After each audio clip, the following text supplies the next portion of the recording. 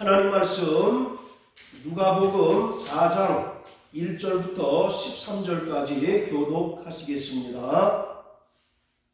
예수께서 성령의 충만함을 입어 요단강에서 돌아오사 광야에서 40일 동안 성령에게 이끌리시며 마귀에게 시험을 받으시더라. 이 모든 날에 아무것도 잡수시지 아니하시니 날수가 다음에 줄이신지라. 마귀가 가로되 내가 만일 하나님의 아들이어든 이 돌들에게 명하여 떡덩이가 되게 하라. 예수께서 대답하시되 기록하기를 사람이 떡으로만 살 것이 아니라 하였느니라. 마귀가 또 예수를 이끌고 올라가서 순식간에 천하 만국을 보이며 그런데 이 모든 권세와 그 영광을 내가 내게 주리라. 이것은 내게 남겨준 것으로 나의 원하는 자에게 주노라. 그러므로 내가 만일 내게 절하면 다 내 것이 되리라. 예수께서 대답하여 가라사대 기록하기를 주 너의 하나님께 경배하고 다만 그를 섬기라 하였느니라. 또 이끌고 예루살렘으로 가서 성전 꼭대기에 세우고 가로되 내가 만일 하나님의 아들이어든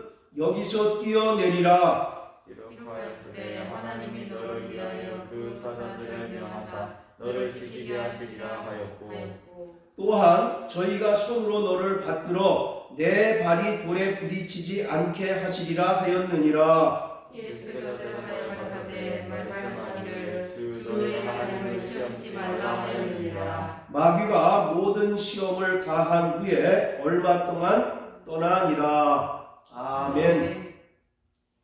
2002년도에 개봉한 영화 중에 그리스도 최후의 유혹이라는 영화가 있었습니다.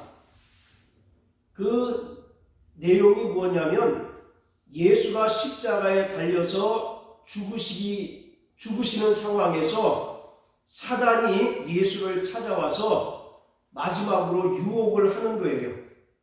거짓 환상을 보여주면서 여기서 애꿎게 십자가에서 죽을 것이 아니라 희생을 포기하고 마리아와 결혼하고 또 평범하게 농부로 살아가도록 권유하고 있는 그런 장면이 나옵니다.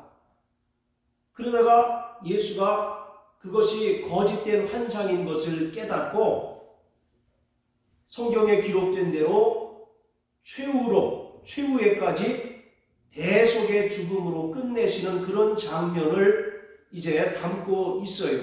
자, 이처럼 예수 그리스도는 공생의 기간 내내 수많은 시험과 고난을 겪으셨습니다. 예수 그리스도의 공생에는 마귀에게 시험 당하는 것으로부터 시작이 되었고 또 그 이후에 수제자인 베드로가 예수를 붙들고 간청하면서 십자가의 길을 방해하는 그러한 사건도 있었습니다.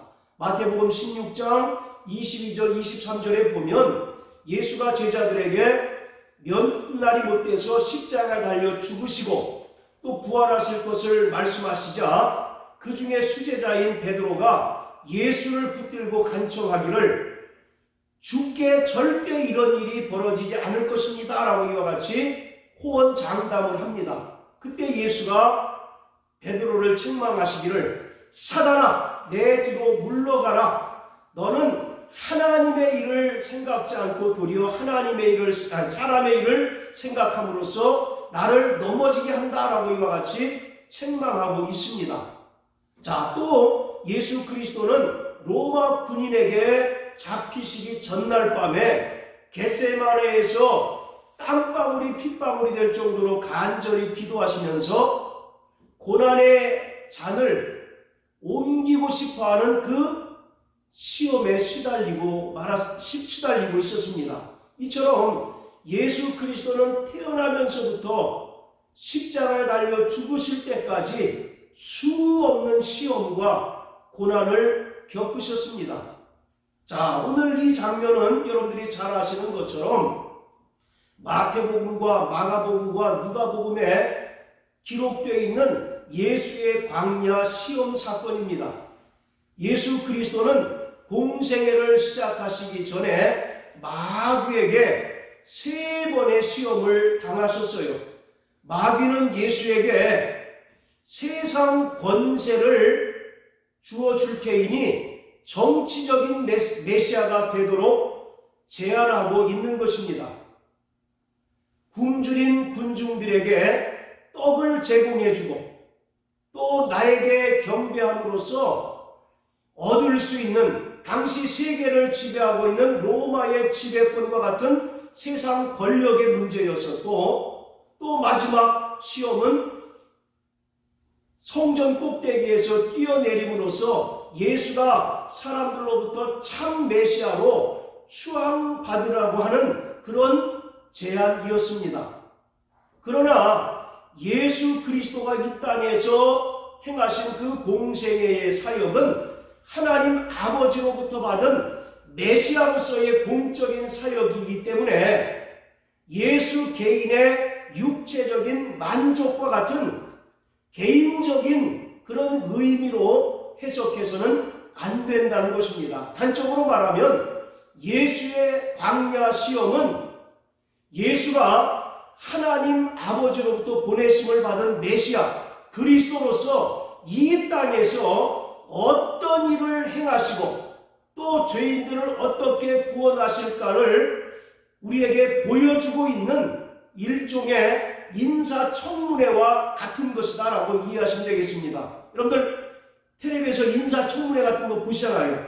바로 그래서 그 사람의 잘잘못을 지적하고 그 사람의 어떤 이제 장관으로서의 정책 기조를 꼼꼼하게 따지듯이 이 예수의 광야 시험이라고 하는 것은 단순히 예수가 40일 동안 굶주린 가운데 허기진 그런 그 배를 줄이도록 유혹하는 것이 아니라, 그래서 이것은 철저히 예수 개인 차원의 어떤 시험이 아니라 예수가 이 땅에 하나님 아버지께로부터 메시아라고 하는 공적인 신분을 띠고 이 땅에 오셔서 이 땅에 살아가는 동안 하나님의 뜻을 이루시는 과정이었기 때문에 그 메시아로서의 사역을 어떻게 이 땅에서 펼치실까를 우리에게 보여주고 있는 바로 그러한 사건인 것입니다. 그래서 결국 예수는 잘 아시는 것처럼 돌을 떡으로 만들지도 않았고 마귀에게 경배하지도 않았을 뿐만 아니라 성전 꼭대기에서 뛰어내리지 않으므로 마귀의 모든 시험을 극복하시고 이기셨습니다. 마귀의 이러한 제안은 세상 권세를 너에게 주겠다는 것입니다. 바로 돌을 떡으로 만드는 것도 궁극적으로는 내가 사람들에게 메시아인 것을 알리라고 하는 것이고, 또 나에게 경배하라고 하는 것도 세상 권세를 너에게 주겠다라고 하는 것이고, 또 성전 꼭대기에서 뛰어내리라고 하는 것도 사람들에게, 또 너를 반대하고 너를 대적하는 자들에게 진짜 메시아라고 하는 사실을 알게 함으로써 사람들이 너를 죽이는 것이 아니라 너를 왕으로 추대하고 또 왕으로 따르도록 하라고 이와 같이 제안하고 있는 것이에요.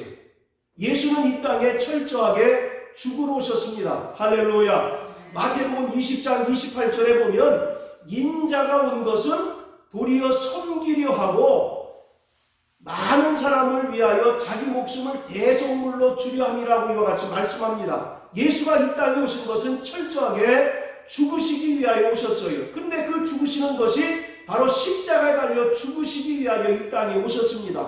그러나 마귀가 예수에게 한 시험, 예수에게 한 제안은 왜 공연히 죽으려고 하느냐? 너에게 메시아적인 권세가 권능이 있기 때문에 그것을 통해서 사람들에게 메시아라고 하는 것을 드러냄으로써 사람들이 너를 죽이려고 할 것이 아니라 너를 왕으로 추대하고 너를 메시아로 추대하도록 이와 같이 제안하고 있는 것입니다. 이러한 마귀의 제안에 대해서 예수는 어떤 반응을 보이셨느냐? 철저하게 무력함을 보이셨다는 것입니다.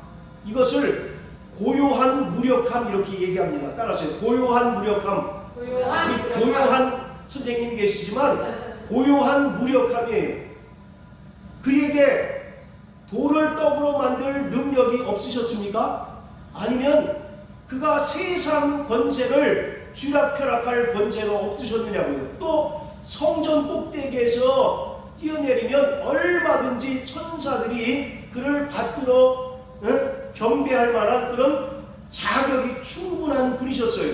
그럼에도 불구하고 그가 선택하신 것은 철저한 무력함. 그 무력함의 극치가 무엇입니까? 바로 십자가에 달려 죽으시는 것입니다.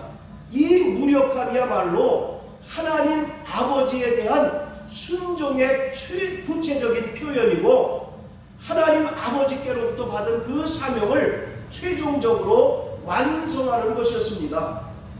예수 그리스도는 그가 가진 메시아로서의 힘을 사용한 것이 아니라 오히려 메시아로서의 힘을 포기함으로써 마귀의 모든 시험을 이기셨습니다.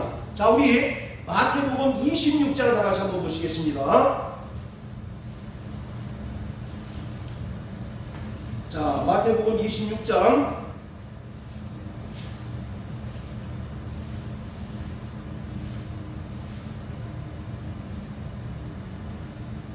자, 51절부터 56절까지입니다. 시작. 예수와 함께 있던 자 중에 하나가 손을 펴 검을 빼어 대제사장의 종을 쳐 그 귀를 떨어뜨리니 이에 예수께서 이르시되 내 검을 도로 집에 꽂으라. 검을 가지는 자는 다 검으로 망하느니라. 너는 내가 내 아버지께 구하여 지금 12영 더 되는 천사를 보내시게 할 수 없는 줄로 아느냐. 내가 만일 그렇게 하면 이런 일이 있으리라 한 성경이 어떻게 이루어지리요 하시더라. 그때에 예수께서 우리에게 말씀하시되 너희가 강도를 잡는 것과 같이 검과 몽치를 가지고 나를 잡으러 나왔느냐. 내가 날마다 성전에 앉아 가르쳤으되 너희가 나를 잡지 아니하였도다. 그러나 이렇게 된 것은 다 선지자의 글을 이루려 함이니라 하시더라.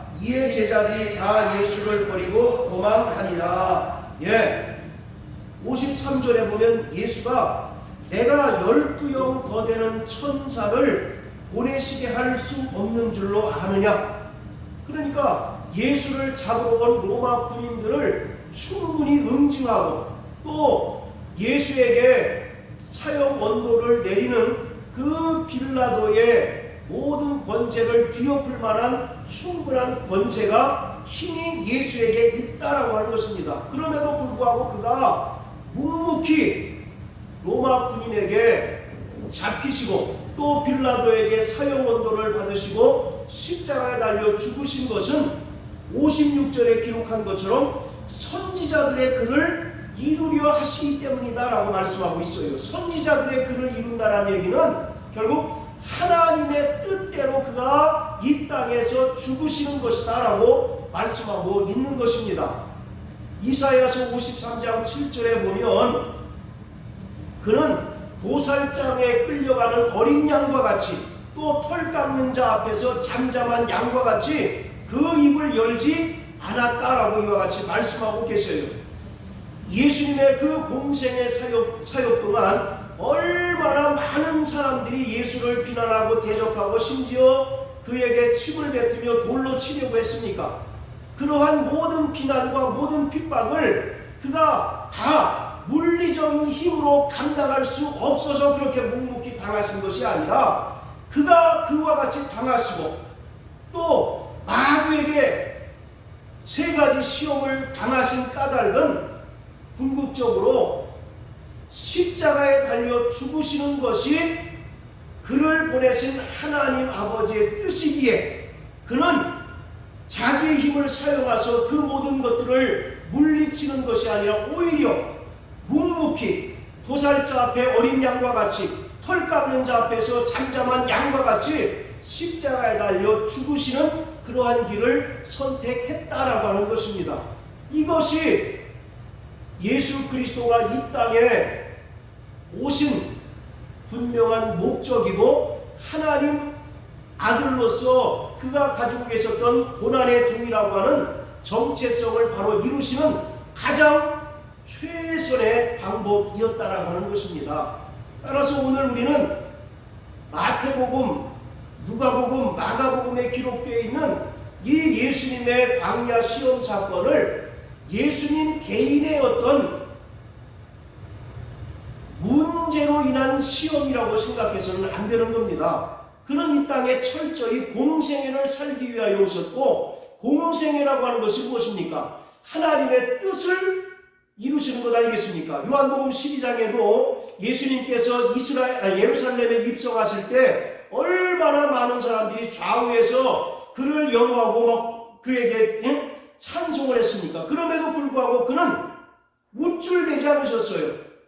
그냥 오직 하나님께서 그에게 맡겨주신 그 사역을 감당하기 위하여 그 길로 갈 뿐이었다라고 하는 것입니다. 그래서 오늘 우리는 이 광야 시험 사건을 다른 시각으로 봐야 할 필요가 있는데, 이것은 예수의 어떤 한 개인의 어떤 육체적인 그런 그 어려움을 마귀가 빌미 삼아서 그를 시험하려고 하는 것이 아니라 궁극적으로 예수가 이 땅에 죽으시기 위하여 오셨는데, 마귀는 또 사단은 네가 죽지 말아라, 얼마든지 사람들로부터 왕으로 대접받고 추대받을 만한 능력이 있으니까 그것을 통해서 이 땅에서 영광받고 이 땅에서 왕이 되도록 자꾸 부추기는 바로 그러한 시험이었던 것입니다.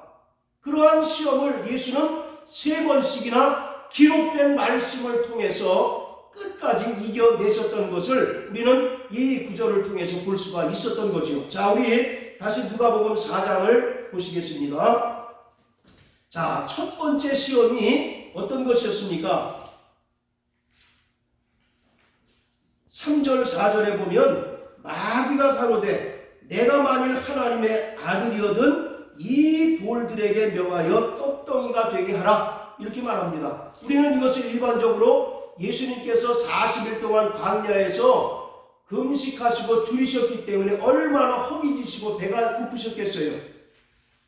그러한 예수님의 어떤 그 허기진 배를 마귀가 교묘하게 이용한 것이다라고 그동안 우리가 이렇게 이해했습니다. 그러나 이 사건의, 이 시험의 본질은 예수를 따르는 자들에게 풍성한 식탁을 제공함으로써 예수가 메시아이심을 드러내라고 하는 것을 말하고 있는 거예요. 지금 이 예수님의 광야 시험 사건에 예수님께서 인용하고 있는 성경 구절은 전부 다 신명기서에 나타난 그러한 이제 그 말씀입니다. 그렇잖아요? 자, 우리 4절 한번 읽어보실까요? 자, 시작. 예수께서 대답하시되 기록하기를 사람이 떡으로만 살 것이 아니라 하였느니라. 이것이 바로 신명기 8장에 나오는 말씀을 예수님께서 인용하신 거거든요. 그리고 두 번째 시험도 그렇고 세 번째 시험을 이기신 그러한 그 말씀도 전부 신명기서에 기록된 말씀입니다. 여러분들 잘 아시는 것처럼 신명기는 어떤 배경하에 기록되었습니까? 이스라엘 백성들이 지금 어디에 있는 상태입니까? 광야에 있잖아요. 430년 동안 애굽에서 노예 생활하다가 하나님께서 그들을 홍해를 건너게 하시고 또 광야에서 40년 동안 시험하시는 그런 과정에 하나님께서 그들에게 하셨던 말씀을 지금 예수님께서 인용하고 계신 거거든요. 그 신명기의 말씀을 예수가 인용하셨다라고 하는 것은 지금 마귀가 돌을 떡덩이가 되게 하라라고 하는 말씀, 돌을 떡덩이가 되게 하라 하는 이 시험은 단순히 예수님의 개인적인 허기를 면할지 말지를 이제 그 가늠하는 그런 시험이 아니라 광야에서 하나님께서 이스라엘에게 내리셨던 만나의 기적 사건을 다시 보이라고 하는 그런 제안을 하고 있는 겁니다. 무슨 말씀인지 아시겠죠? 그러니까 단순히 예수님 개인의 어떤 시험이 아니라 하나님의 공적 사역을 이루시는 모습, 어떻게 행하시는가를 우리에게 보이는 인사청문회와 같다라고 말씀을 드렸잖아요. 그래서 바로 이 사건은 네가 메시아이기 때문에 지금 이 마귀는 예수가 메시아라고 하는 사실을 알았을까요? 몰랐을까요? 하나님의 아들이라고 하는 사실을 알았을까요? 몰랐을까요? 이미 알고 있었던 것입니다. 여러분들 마태복음에 보면 헤롯 대왕이 동방박사의 그 이야기를 듣고 3세 미만의 모든 아이를 다 죽이는 사건이 있지 않습니까? 이와 같이 마귀는 예수가 하나님의 아들이시고 메시아라고 하는 사실을 알기 때문에 예수님의 그 탄생 때부터 십자가 달려 죽으실 때까지 끝까지 하나님의 일을 대적하고 예수의 일을 어그러뜨리게 하는 자가 바로 마귀입니다. 그래서 요한일서 3장 8절에 보면 죄를 짓는 자는 마귀에게 속하나니 마귀는 하나님의 일을 방해하는 자라고 이와 같이 말씀하고 있잖아요. 직접적으로 하나님을 대적하기보다 하나님께서 이 땅에서 이루시는 그 뜻들을, 그 일들을 방해하는 자가 바로 마귀입니다. 그래서 또 마태복음 12장 30절에 보면 나와 함께 하지 않는 자는 해치는 자요, 나와 함께 모으지 않는 자는 반대하는 자다라고 이와 같이 말씀하지 않습니까? 결국 이 광야 사건을 통해서 돌을 떡덩이가 되게 하라라고 하는 것은 다시 말씀드리지만 예수의 어떤 개인적인 허기를 면하라라고 하는 그런 제안이 아니라 네가 메시아라고 한다면 광야에서 이스라엘에게 만나를 내리셨던 그 메시아로서의 표적을 너도 보이라고 말씀하고 있는 거예요. 만약에 예수가 그 마귀의 제안을 받아들여서 만나를 내리셨다면 어떤 상황이 벌어지겠습니까? 수많은 사람들이 저가 진짜 하나님의 아들이시고 메시아다라고 이와 같이 인정하지 않겠습니까? 그렇기 때문에 돌을 떡으로 만들어서 먹게 하라라고 하는 말은 굶주린 백성들에게 하늘에서 만나를 내리셨던 것처럼 음식의 문제, 떡의 문제를 해결함으로 인해서 사람들로부터 예수가 왕이라고 하는 사실을 알도록 부추기고 제안하는 바로 그러한 내용인 것입니다. 여러분들, 세상 임금이 백성들을 위해서 가장 우선적으로 해결해야 될 문제가 뭐겠습니까? 의식주 문제 아니겠습니까? 마찬가지로 바로 예수가 메시아라고 한다면 굶주린 자에게 만나를 내려야 마땅하지 않느냐라고 이와 같이 제안하고 있는 거예요. 요한복음 6장에 예수님께서 뭐라고 말씀하십니까? 광야에서 너희 조상들이 만나를 먹어도 죽었거니와 나는 하늘에서 내려온 참떡이다라고 이와 같이 말씀하고 있지 않습니까? 이처럼 예수 그리스도는 하나님이시고 또 하나님의 아들이시기 때문에 얼마든지 하늘에서 만나를 내리시고 사람들의 떡의 문제를 해결하실 수 있는 메시아입니다. 하나님의 아들이셔요. 그러한 것을 바로 마귀가 꿰뚫고 예수에게 제안하고 있는 것입니다. 네가 사람들의 그 먹는 문제를 해결하기만 하면 사람들이 너를 왕으로 추대하고 사람들이 너를 메시아로 추대할 것이다 라고 이와 같이 제안하고 있는 것입니다. 그렇게 되면 하나님의 일이 성공하겠습니까?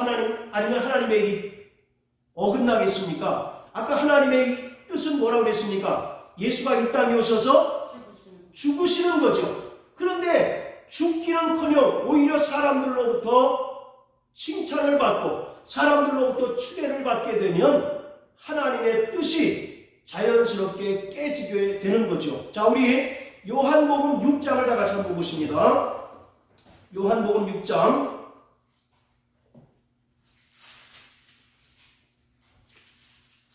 자, 11절부터 15절까지입니다. 자, 같이 한번 읽겠습니다. 시작. 예수께서 떡을 가져 축사하신 후에 앉은 자들에게 나눠주시고 고기도 그렇게 저희의 원대로 주시다. 저희가 배부른 후에 예수께서 제자들에게 이르시되 남은 조각을 거두고 버리는 것이 없게 하라 하시므로 이에 거두니 보리떡 5개로 먹고 남은 조각이 12바구니에 찼더라. 그 사람들이 예수의 행하신 이 표적을 보고 말하되 이는 참으로 세상에 오실 그 선지자라 하더라. 그러므로 예수께서 저희가 와서 자기를 억지로 잡아 임금 삼으려는 줄을 아시고 다시 혼자 산으로 떠나가시니라.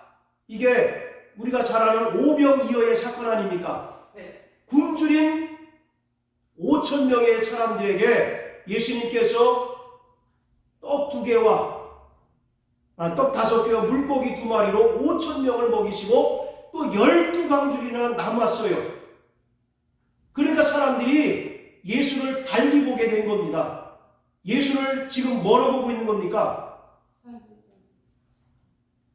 14절에 보면 그 사람들이 예수의 행하신 이 표적을 보고 말하되 이는 참으로 세상에 오실 그 선지자, 그 메시아다라고 이와 같이 생각하게 되는 거죠. 그리고 15절에 보면 이제 사람들이 예수를 뭐로 추대합니까? 임금으로 추대하는 거예요. 그러면 하나님의 뜻이 어떻게 되겠습니까? 하나님의 뜻이 어그러지게 되겠죠. 바로 이것을 지금 마귀가 노리고 있는 거예요. 단순히 40일 동안 금식하시고 줄이신 그 배를 메시아적인 그런 능력으로 채울지 말지 그것을 가늠하고 시험하는 그런 내용이 아니라 네가 하나님의 아들이면 저 굶주린 백성들, 굶주린 군중들을 향해서 구약에서 광야에서 하나님께서 만나를 내리셨던 것처럼 너도 만나를 내리는 표적을 보여봐라. 그러면 사람들이 너를 구름대같이 추종하고 너를 임금 삼고 왕으로 추대하지 않겠느냐? 그런 제안입니다. 만약에 예수가 그 제안을 흔쾌히 받아들여서 그러한 능력을 행했다면 하나님의 나라, 하나님의 뜻은 온전히 성취되지 못하였겠죠.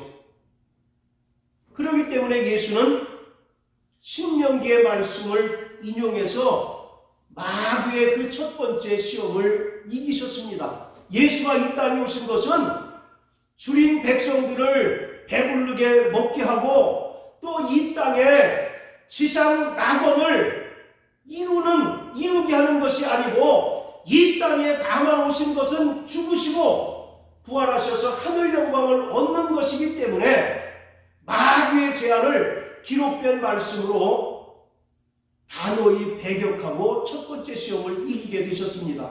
할렐루야. 네. 그러니까 다시 말씀드리면 이것을 예수 개인의 문제로 치부하지 말라는 얘기입니다.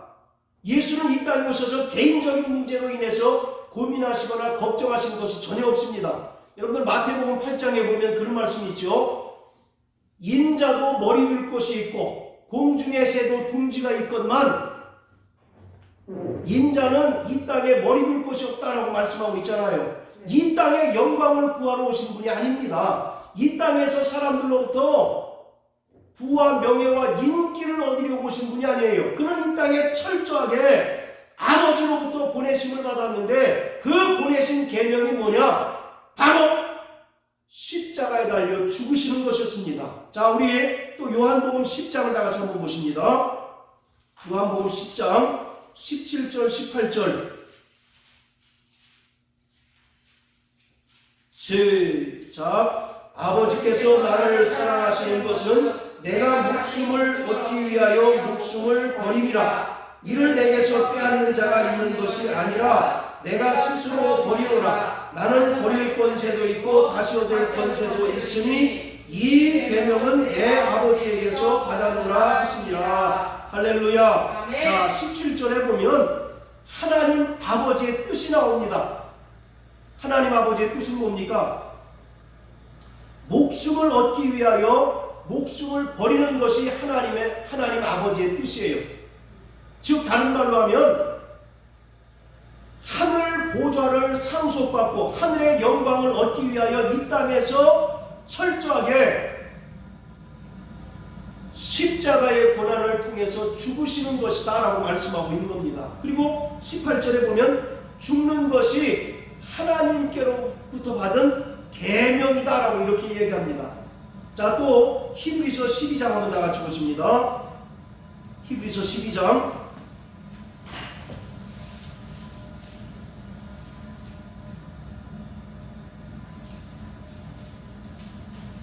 자 2절입니다. 시작. 믿음의 주요 또 온전케 하시는 이인 예수를 바라보자. 저는 그 앞에 있는 즐거움을 위하여 십자가를 참으사 부끄러움을 개의치 아니하시더니 하나님 보좌 우편에 앉으셨느니라. 자, 저는 그 앞에 있는 즐거움을 위하여 십자가를 참으셨다라고 말합니다. 여기 보면 그 앞에 있는 즐거움은 구체적으로 뭐겠습니까?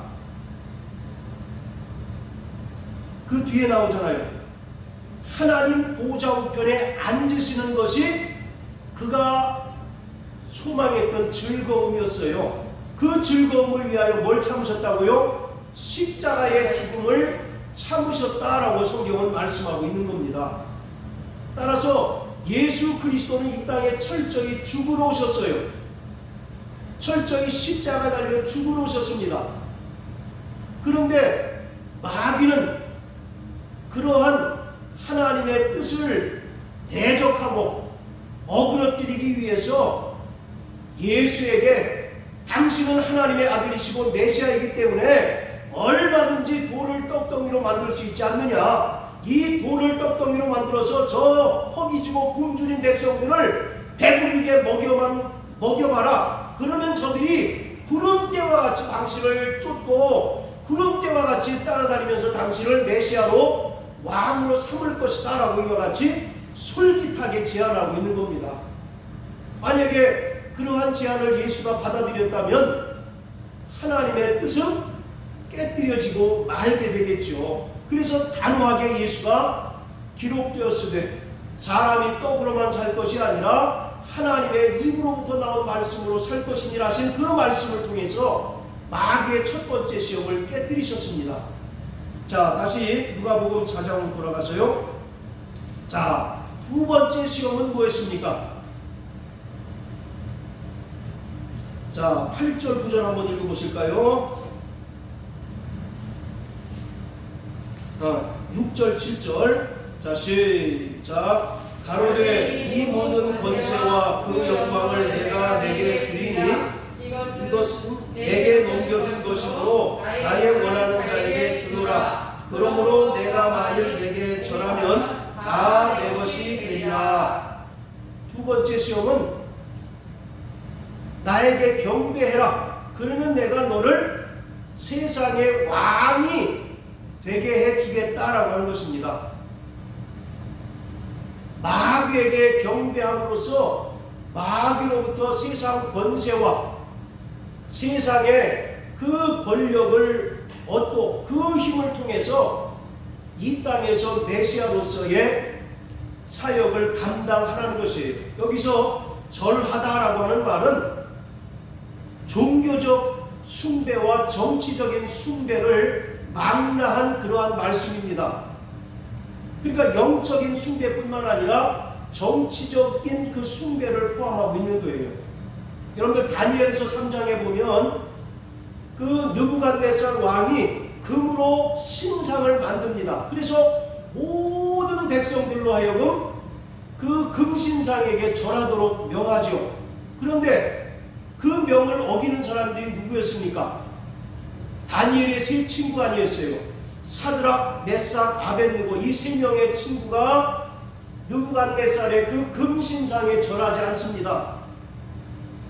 그때 그것을 간파한 그 느부갓네살의 그 신하가 고발을 합니다. 그리고 나서 그 느부갓네살이 그 다니엘의 3명의 친구를 끓는 풀 속에 던지는 그런 내용 아시죠? 바로 이와 같이 영적으로 세상 임금에게 경배하게 되면 세상 임금인 마귀로부터 세상의 권세와 세상의 권력을 얻을 수 있다는 얘기입니다.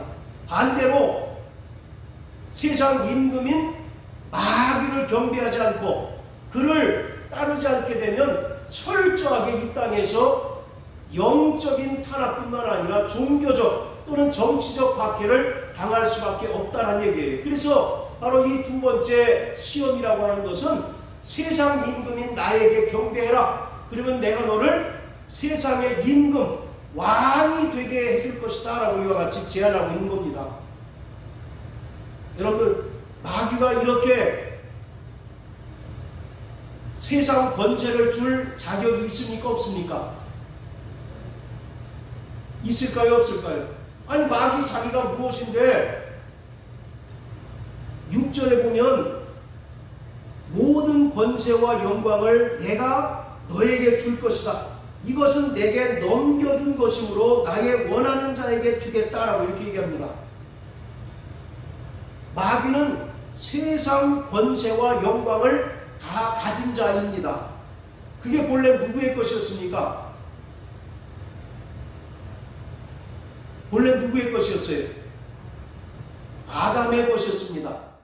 하나님께서 창세기 1장부터 3장을 통해서 말씀하시는 것은 하나님께서 형상의 모양대로 아담을 창조하시고 아담을 왕으로, 제사장으로, 청지기로 삼으셨어요. 그리고 그 에덴 동산을 통치할 권한을 아담에게 주셨습니다. 그러나 창세기 3장에 와서 뱀이 나타나서 하나님의 형상대로 지음받은 하와와 아담을 유혹합니다. 그런데 그 유혹에 그만 아담이 넘어가게 되었죠. 그러므로 하나님께서 그에게 주신 모든 권한이 누구에게 넘겨지게 됐습니까?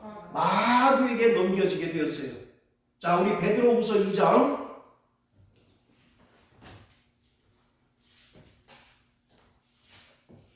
19절 시작. 저희에게 자유를 준다 하여도 자기는 멸망의 종들이니 누구든지 진 자는 이긴 자의 종이 되느니라. 예, 진 자는 이긴 자의 뭐가 된다고요? 종이 된다라고 말합니다. 그래서 히브리서 2장 14절 15절에 보면 예수가 이 땅에 오신 것은 마귀를 멸하시며 마귀 아래에서 죄의 종노릇 하는 자들을 구원하시기 위함이다라고 말씀하고 있어요. 아담이 마귀의 유혹에 빠짐으로 인하여 하나님께 범죄하고 타락한 순간 하나님께서 아담에게 주셨던 모든 권한과 권세와 영광은 마귀에게 그대로 넘어가게 되었습니다. 그래서 아까 마귀가 내게 넘겨준 것이다 라고 이렇게 얘기하잖아요. 그래서 마귀는 이 세상에서 그 세상 영광을 원하고 세상 권세를 원하는 자들을 자기 마음껏 줄 수 있는 권한과 권세가 있는 거예요. 그것을 지금 예수에게 과시하고 있습니다. 나에게 경배하기만 해라. 그러면 내가 너를 세상 왕으로 세워줄 것이다. 당시 이 세계는 바로 로마가 지배하고 있었습니다. 그리고 이스라엘은 로마에 의해서 식민지 생활하고 있었거든요. 그렇기 때문에 바로 세상 권세는 저 로마가 갖고 있는, 로마가 세상을 지배하고 있는 그런 세상 권세를 말하고 있는 겁니다. 그 권세를 너에게 주어서 로마 제국과 버금가는, 아니 그보다 더 큰 권세, 더 큰 나라를 세우게 할 것이다. 그리고 그 권세를 통해서 이스라엘을 식민지에서 해방시켜 줄 수 있다라고 이와 같이 제안을 하는 겁니다. 그러니 바로 예수가 마귀에게 경배할 때 그 모든 권세를 다 소유함으로써 이스라엘을 독립시킬 뿐만 아니라 가장 강력한 대제국을 건설할 수 있게 되는 거죠. 그러나 예수는 이 땅에 거듭 말씀드리지만 영광받기 위하여 오신 분이 아닙니다. 이 땅에서 고난을 받으시기 위하여 오셨고 고난의 절정인 십자가를 지셔서 죽으시기 위하여 오셨기 때문에 기록된 말씀으로 단호하게 마귀의 두 번째 시험을 이제 이길 수 있었던 것입니다. 자, 그리고 또 세 번째 시험은 뭐였습니까? 자, 다시 누가복음 4장으로 돌아가서요. 자, 세 번째 시험은 자, 9절 10절 한번 읽어봅니다. 시작. 또 이끌고 예루살렘으로 가서 성전 꼭대기에 세우고 가로되 내가 만일 하나님의 아들이거든 여기서 뛰어내리라. 기록하였으되 하나님이 너를 위하여 그 사자들을 명하여 너를 지키게 하시리라 하였고. 자, 세 번째 시험은 성전 꼭대기에서 뛰어내려라. 그러면 네가 하나님의 아들이면 천사들이 너를 받들어 줄 것이 아니냐라고 얘기합니다. 여러분들, 성전, 유대인들에게 성전은 너무너무 중요한 것이죠. 바로 영적인 의미 또는 종교적, 정치적인 의미가 집결한 곳이 바로 성전이에요. 그래서 지금도 유대인들은 성전 짓기를 갈망한다고 하지 않습니까? 그러한 성전에서 예수가 뛰어내리고 또 뛰어내릴 때 천사들이 예수를 받들어서 다치지 않게 한다면 사람들이 예수를 뭐로 보겠습니까? 아, 저가 구약의 수많은 선지자들의 입을 통해서 예언하신 그가 참 메시아구나 라고 인정하지 않겠어요? 그래서 그를 따르고 그를 추종하지 않겠습니까? 바로 성전 꼭대기에서 떨어진다는 얘기는 메시아로서의 표적입니다. 메시아로서의 표적. 그리고 예수를 반대하고 대적하는 자들도 그 모습을 보게 되면 그들이 다시 예수를 대적하겠느냐고요. 진짜 메시아가 나타났다라고 해서 그를 열심히 따르지 않겠느냐고요. 바로 이와 같이 네가 성전 꼭대기에서 뛰어내려라. 그러면 천사들이 받들어준다라고 하는 말은 예수 그리스도가 말라기서 3장 1절에서 예언된 그 언약의 사자임을 나타내라고 하는 겁니다. 자, 우리 말라기서 3장 1절 한번 다 같이 보실까요?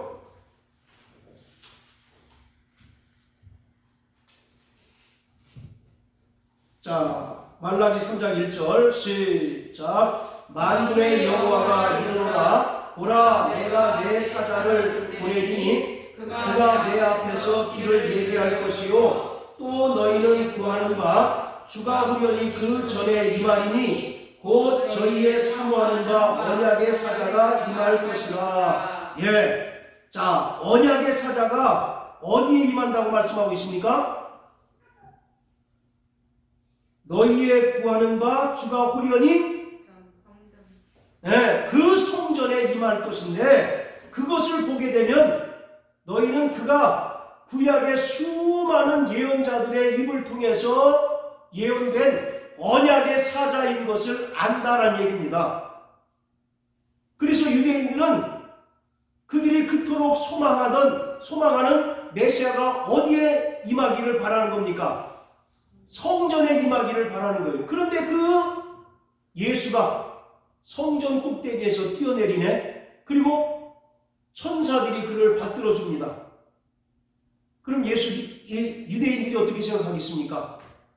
아, 저가 우리가 그토록 수천 년 동안 박해받는 가운데도 고대하던 언약의 사자 메시아다라고 그를 추종하지 않겠습니까? 네. 그러면 예수를 십자가에 달아 죽게 할 명분이 있어요, 없어요? 없어요. 네, 달아 죽게 할 명분이 전혀 없는 것이지요. 바로 오늘 이와 같이 결국 예수 그리스도가 당하셨던 광야의 시험은 자꾸 예수 개인 차원으로 이해할 것이 아니라 이 땅에 하나님의 뜻을 이루시기 위한 메시아로서의 공적 사역을 우리에게 알게 하는 그러한 의미로 우리가 이해할 때 보다 정확하게 하나님의 뜻을 알 수가 있는 것입니다. 이처럼 예수는 이 땅에 십자가를 지고 죽으시기 위하여 오셨습니다. 할렐루야. 그리고 하나님께서는 그 일을 예수뿐만 아니라 중요한 것은 오늘 저와 여러분들에게도 동일하게 말씀하고 있다는 얘기예요. 우리는 끊임없이 우리의 삶 가운데 크고 작은 고난과 마귀로부터의 그 시험들이 우리 가운데 놓여져 있는 것을 잘 압니다. 물질을 택할래? 예수를 택할래? 세상 명예를 택할래? 예수를 택할래? 크고 작은 갈등 속에서 우리가 살아갈 수밖에 없는 존재들 아니겠습니까? 그 가운데 바로 우리는 예수를 봄으로써 예수가 이 땅에서 세상 사람들이 추종하는 그 영광과 왕으로 왕의 그 명예를 헌신자처럼 버리고 철저하게 무력함의 극치인 십자가를 당하시고 죽으셨던 것처럼 오늘 우리도 그와 같은 삶을 살아내야 한다라고 하는 사실을 이 광야 시험을 통해서 우리에게 보여주고 있는 것입니다. 자, 우리 베드로전서 2장을 다 같이 한번 보십니다. 베드로전서 2장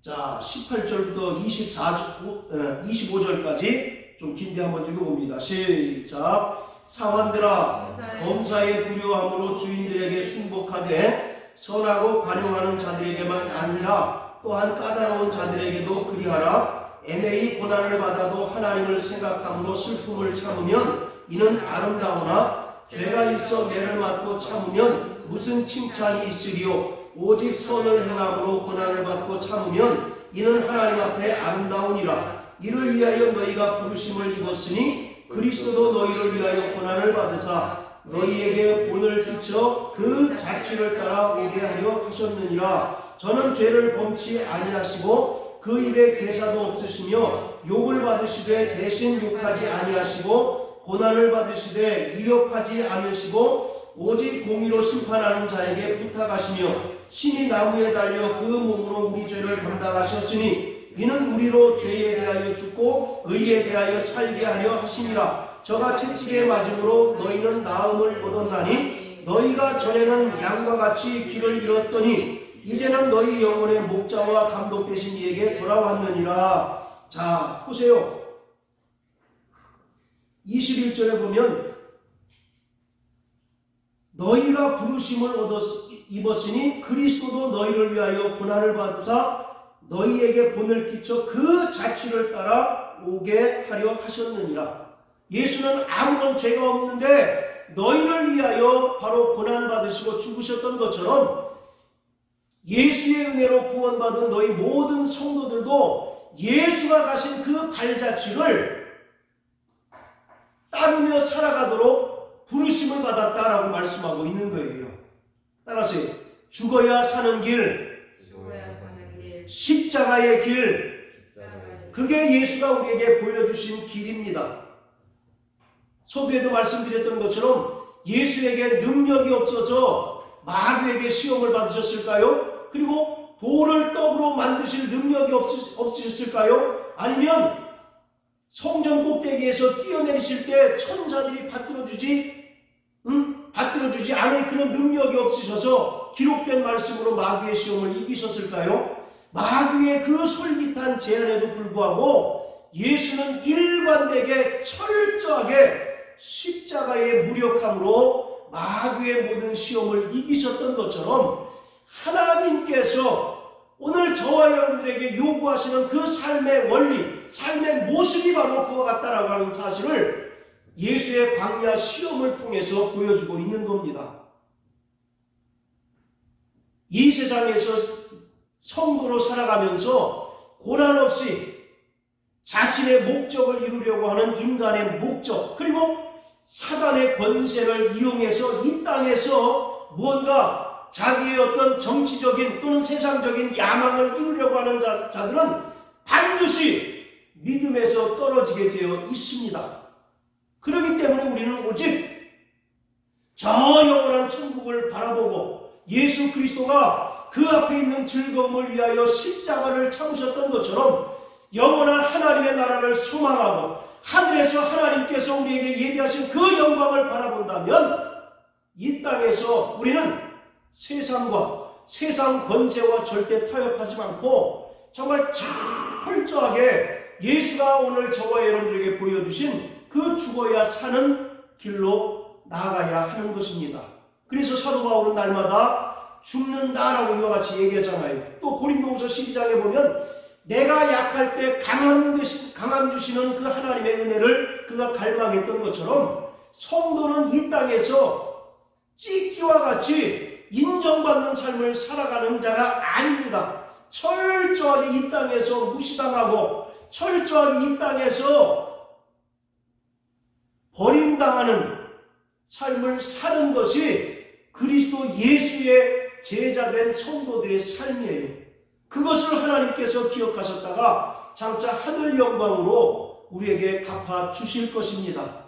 그러므로 날마다 자기를 부인하고 예수 그리스도가 십자가 지셨던 것처럼 자기의 십자가를 지고 정말 주님 가신 그 길을 따르는 저와 여러분들 되시기를 주의 이름으로 축원합니다. 그리고 날마다 우리 앞에 어떠한 시험과 고난이 닥친다 할지라도 예수가 우리에게 보여주신 것처럼 기록된 말씀으로 마귀의 모든 시험을 이기는 저와 여러분들 되시기를 주의 이름으로 축복합니다. 절대로 기독교는 자기의 힘을 과시하는 종교가 아닙니다. 그리고 핍박하는 종교가 아니에요. 그런데 오늘날은 광화문 광장에 수만 명 모여서 기독교의 힘을 과시하고 세상에 영향력을 끼칩니다. 그것도 모자라서 기독교 당을 만들어 가지고 세상에 자신의 어떤 정치적인 영향력을 행사하려고 몸부림칩니다. 그러면서 여러분들도 유튜브를 통해서 보셔서 아시겠지만 거기에 동참하지 않는 사람들은 다 비겁한 목사, 비겁한 성도라고 매도하고 비아냥거리는 것이 현실이에요. 너희는 왜 세상의 불의를 보고 묵묵히 보고만 있느냐라고 이와 같이 너희는 비겁자다라고 이와 같이 얘기합니다. 그래서 광화문으로 모이고 무슨 당으로 모여서 우리가 기독교의 힘으로 사회를 변혁하자, 사회를 개혁하자 라고 이와 같이 이야기합니다. 여러분들, 제가 성경을 수없이 봐도 예수는 사회를 개혁하자는 얘기를 하신 적이 없고 자신의 어떤 정치적인 입지, 정치적인 권세를 통해서 하나님의 뜻을 이루려고 한 시도가 단 한 번도 없다는 사실을 저는 성경을 통해서 발견하고 그것을 굳게 믿고 있습니다. 세상에서 정당을 만드는 목적이 뭡니까? 우리 고 선생님, 정당의 목적이 뭐예요? 정권을 찾는 것, 정권을 얻는 것이 제일 큰 목적 아니겠습니까? 그러니까 기독당을 만드는 이유가 뭐예요? 세상 정권을 잡아서 우리 마음대로 기독교 정신으로 해보자. 그것은 철저하게 마귀에게 속는 것입니다. 예수님이 당하신 두 번째 시험이 뭐라고 그랬습니까? 나에게 절하라. 그러면 세상 모든 권위와 영광을 다 너에게 주겠다라는 얘기예요. 세상과 적당히 결탁하고 세상과 적당히 타협하면 어느 정도 힘을 얻을 수 있겠죠. 어느 정도 정치적인 영향력을 행사할 수 있겠죠. 그래서 뭐 어떻게 하겠다는 겁니까? 그래서 뭐 하니? 그래서 뭐? 그게 아무런 의미가 없는 거거든요. 그러나 그것이 마치 좋아 보이고 사람들이 자신을 추종하고 따르는 것이 굉장히 선하고 아름답게 보인다라고 생각하기 때문에 그러한 짓을 하고 있는 거거든요. 우리는 절대 그것에 속지 않게 되시기를 바랍니다.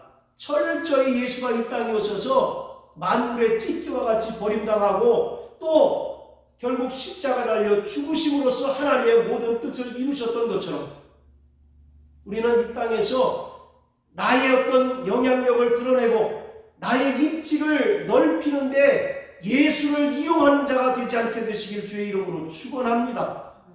오직 나의 존재 목적이 예수요, 나의 존재 목적이 하나님의 뜻이라고 하는 사실을 깊이 깨닫고 오늘 예수님이 우리에게 보여주셨던 이 죽어야 사는 길로 묵묵히 한 걸음씩 나가는 저와 여러분들 되시기를 주의 이름으로 축원합니다.